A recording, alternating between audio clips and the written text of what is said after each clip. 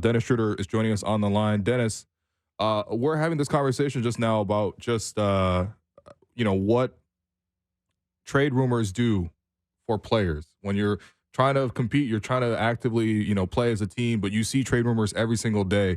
How do you guys shut that out? How do you guys process it? How do young guys deal with it versus veterans?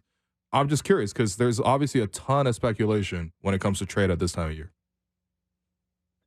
Yeah, I mean, it's not a big deal for me. I mean, after my 11th year, just knowing the business side of it, at the end of the day, nothing changes though. I mean, you're in a different city, of course. But I mean, your salary, everything stays the same. You can still, um, be there for your family, and at the end of the day, nothing really changes. You still get to play, basketball. So for me, it's always. I mean, the NBA makes it kind of like a, like an event. I feel like, but at the end of the day, for me, it's just normal. Was there ever a rumor that came out about you that you knew was not true, but then it just catches fire on social media, for example?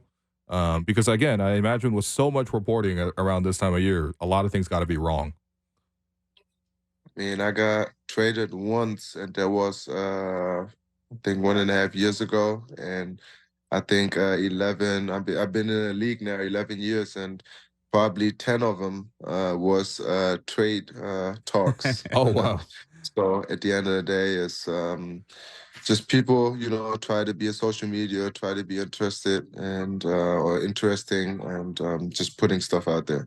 Do you, I mean, I guess it's going to be different for every person. And I wonder how much you as a vet, if this stuff comes up with your current team, but do you also take it as like, or do guys take it as a compliment? Like, hey, there are a bunch of teams out there that would want me on their team. Obviously, I think everyone would probably like to stay where they are and win with the group that they're with. But does any part of you in years past be like, yeah, all these winning teams want me on their team? Of course they do. I mean, as a player, you probably, know who is interested and who needs, what in what position. I mean, I watch all the games, and I'm sure all the or half of the league go and, watch all the NBA games. And at the end of the day, for me, it's where I'm at. Beginning of the season, that's where I want to be, and I want to be successful there. And I'm not really into the trade talks, and because it's just hot air, people just making taking names and saying this can happen, and I'm just not a real fan or a big fan of it. And I just try to focus on the business, and try to get better every single day. Yeah, I got you. I feel like it's got to be hard for team dynamics sometimes too, because when you're one of those teams that everyone says they might blow it up or whatever, it's just a lot of noise, a lot of distraction around the team. Hard to keep everyone on the same page. But let's talk about yesterday's game. You guys unfortunately lose to the Celtics. Fight defensively, you guys did well. I think defense has been something that you guys have been struggling a little bit since losing OG in the trade. You guys played really well defensively. You guys just couldn't hit any threes. What are you seeing in terms of the Raptors defense right now? Like, how do you guys get to the next level where you guys are consistently like a really good defense that allows you guys to, be competitive and start to put together a winning streak? Yeah, I mean, rebounding, transition, getting back, make sure we on the swing on the defensive end, all five people who's on the court. I mean, at the end of the day, it starts with the five on the court, but then, like I always say, everybody, you're just being engaged, even on the bench, cheering on, and being motivated. And I think last game was pretty good. I mean, against one of the best teams in the league, and who's gonna make a good one this year. But I think it's a couple of minutes in the game where we give up easy ones, and just second chance points is easy, transition here and there, two, three, or two threes in the corner. And I think always the 48 minutes is always important, just to be engaged for 48. And I understand it's NBA is a games of runs as well, but just to be engaged and try to do it for 48 as best as possible. So on the other end last night, you know, like you said, you guys kind of did a pretty good job defensively against that Celtics team. Offensively, you guys shoot 4 of 32 on 3-point shots, and that's you know, that's a tough night. In the current NBA, like we're in 2024, we know the Celtics take 43s a game and hit a lot of them. Um, what is that like when the team is kind of cold? Like, is it just is the mentality just you got to keep shooting them if they're good shots? Do you start to think, well, I got to get inside the arc a little bit more? How do you guys approach that when the shots aren't falling? I mean, for me, it's always the same. Me as a player, when I'm open, of course, I'm a shooter. I'm working on it every single day. Can't control if they go in or not. I mean, but at the end of the day, I'm just being aggressive. I like to go to the rim and find a balance of the game, and I'll fill out the game as well, and I mean, last night was a really, really big struggle for us shooting threes, but I think it was all great threes. It wasn't, nothing was forced. There was all wide open. And I mean, we just gotta, be better and keep shooting them, keep trusting it, trusting our work, be confident in our shots. But I think we still could have won the game. Always tough, when you miss a lot of threes. But at the end of the day, we had a couple of possessions where we didn't, we gave them free ones. And I think it was close at the end. I think we came within 3 or 6. And there's still a, 1 or 2 possession game. And if you box out and they're not, getting a second chance points for a wide open three, that's the stuff we can control. We can control if the three go in, but I think we can control that we play defense and get a stop, and that's what we gotta had our head on. We just gotta make sure we on the defensive end we locked in and we getting stops and can win ball games with our defense. So defensively, again, last night you guys did a pretty good job. You kept them off the offensive glass. This is not a question about last night, but more over the last week in general. Head coach Darko Rajakovic said the other day at practice that what the team's numbers say internally is that Jakob is like a top 5 pick and roll defender at the center position. What have you noticed playing with Jakob this year defensively, and how has that changed the defense with him out a little bit? Yeah, Yak is. I mean, I always say it like he is a great center in the league. He is one of the, I mean, top ones. Love to play with Yak because he just don't care. He just care about winning. And his mentality on the defensive end, he's our anchor. Making sure on the defensive end that we talk on a pick and rolls. He's always doing a great job of um being engaged and not letting the roller getting behind him and making big time plays. And then on the offensive end, he is great as well with his rolls and how he can pass and how he can finish around the rim. He's just a special player. Of course, if he's not there, it's hurting us, obviously, but. Yak is a phenomenal big man, and I love to play with him. Yeah. Clearly, Jakob is missed. Defensively, he'll eventually get back into the team. You are seeing Jonte Porter now breaking on and joining you guys midseason, and even last night he got to start. What have you made of Jonte Porter and this early in his career and how he stepped into the team? Yeah, not bad either. I mean, I think it was a great start for him. The last couple of games he played well, even coming off the bench.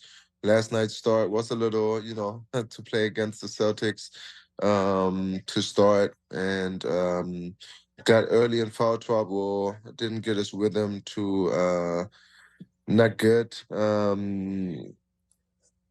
mean, it was tough for him. Early 2 fouls, I think. Then he came back in, got 4.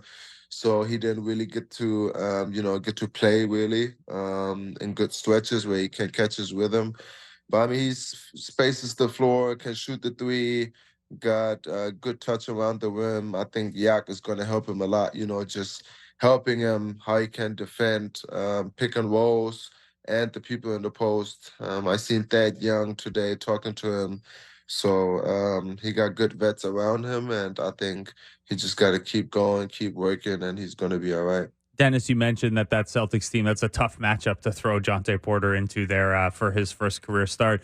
This is a Celtics team you know pretty well. I know you were part of that team for a little bit a couple years ago, and you're very friendly with Jayson Tatum still. You've seen them 4 times this year now. What do you make of where they are and how good that group can be? I mean, they've been in the finals, and I think uh, they added, a guy with Drew Holiday, who is, I mean, first off, a champ in this league, but who is one of the best defenders in this whole league, and just making big time plays in post game. I mean, like, in the playoffs, postseason, like, he is just a different player, and you always need a player like that. Then you got a Derek Wright, you got a I don't want to talk about Jalen and Jason. I mean, that's them too. Then you added a KP, Porzingis. So they really, really, really dangerous. Everybody who is on the floor can shoot. Even Cornette, when he comes in, I mean, he's not really known as a shooter. I remember his early years in Chicago, like, he spaced the floor, but he don't really need to do that. He just, making sure he contesting shots, catching alley-oops, playing the right way. I mean, they got a hell of a group over there, and I'm a big fan. I was a big fan when I was in Boston of Joe Mazzulla, how he is as a coach. He was assistant coach back then, but me and him talked a lot. I didn't like what he did in Boston though with that challenge, but I really, really respect him, and I told him that it's nothing but love, and I'm wishing, that they, going all the way. And of course, if we play against them, we want to beat them. But just being realistic, I think they got a really good chance to, play there on top. So we saw on social media that you gifted Tatum your jersey. I think either before or after the game, and I think Tatum posted it on his social. There's already been a lot of reaction to this. I think from a lot of Raptor fans thinking about, wait, hold on, you're wishing for them to win the championship. But I think from your sentiments, it's you have an attachment to that group because you played with them previously, and I do think that this kind of speaks to just the closeness of the NBA as a whole. But what do you think of that reaction from fans when they were like, wait, why are you rooting for another team to win the chip? I didn't see that. Like I said, social media is just people who just they have nothing to do and just comment on stuff. At the end of the day, basketball is not everything to me. I got a family, I got kids. Of course, I'm always competitive when I get on the floor. I want to win every single game. It don't matter who we play, and I'm the biggest competitor out there. And I just want to, win games. At the end of the day, though, I know. Of course, we want to make the playoffs, and I want to compete on the highest level. But at the end of the day, you still gotta, wish all your people who you played with before, wish them good luck. And I'm always a fan of being supportive to everybody who I love. And I think if everybody would be like that, the world would be in a better place anyway. But I'm just, supportive to everyone who I played with and who I got a lot of respect for. And to put that on a jersey, I think it means a lot for him. He did the same thing too, signed his jersey, sent it to me.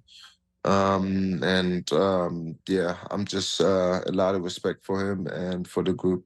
I think that's well said, Dennis. I appreciate you sharing that side with us. You mentioned you do still want to play playoff basketball as well, and if you guys are against them, you're not going to feel that way. If that ends up being the matchup.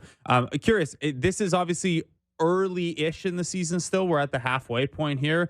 When do you start to look at like what the standings look like with you guys right now? Close to the play-in bunch in the Eastern Conference and things like that. Do you start to look at it now? Do you kind of leave that for later in the season? How do you feel about that side of things? I mean, right now it's still early. We still try to figure out our group. We got two new guys in. I think their sixth or seventh game been played last night. Um, I mean, for me, it's always like I said. I want to play in the postseason. And in the postseason, everything can happen. Anything can happen. Last year, we got in the play-in, won the first game against the Timberwolves. I was with the Lakers last year, and made it to the Western Conference Finals. So at the end of the day, for me, it's always I want to be in the playoffs. I want to be competitive when the postseason starts, and we want to play our best basketball in March and April, and that's my goal here too. And of course, right now, it's 15 and whatever, 15 and 20 something. But it's still early, and we just try to get better every single day. Yeah, you have been part of turnarounds, including last season with the Lakers, as you mentioned. And also, I like that you mentioned you guys beat the Timberwolves in the play-in. I think I remember somebody hitting a three in a key moment in that game as well. Um, Yeah, yeah, but somebody, another Hall of Famer, future Hall of Famer, yeah, um, messed my game winner up too. I yeah. can't remember who it was. Yeah. He might have had a unibrow. Anyway, speaking of former teammates and it's just like, you know, you've talked about it. You've played with a lot of really good players in the past. And I think next time we get you on the show, we actually want to just go through, all of these great teammates you played against, like or played with Chris Paul, Shea, Westbrook, Paul George, Jaylen Brown, LeBron, Tatum, AD, Al Horford, Paul Millsap, Dwight Howard. There's just like a long, long list. I'm sure I'm just leaving a lot of guys out too. But my point is that you've seen a lot of superstars and you've been around a lot of superstars in your time. When you're looking at Scottie in this run, and going back to last week when Darko won on his post game rant against the Lakers, he slipped in there that he was like, Scottie's going to be one of the faces of this league. When you see Scottie, in his early part of his career, do you see some similarities between what Scottie has versus some of these other superstars, like best player in the league type of players that you played with in the past? I mean, he's still 22. We can't forget that. When I was with Boston and I seen Jayson Tatum, he was pretty young as well. Mhm. And I just came from the Lakers, and I gave him a lot of knowledge. And I think that's the reason why he really appreciates me. And I want to do the same for Scotty, because I just seen so many people. I mean, one of the best players who played this game, and I've been around them every single day and see what they do on and off the court.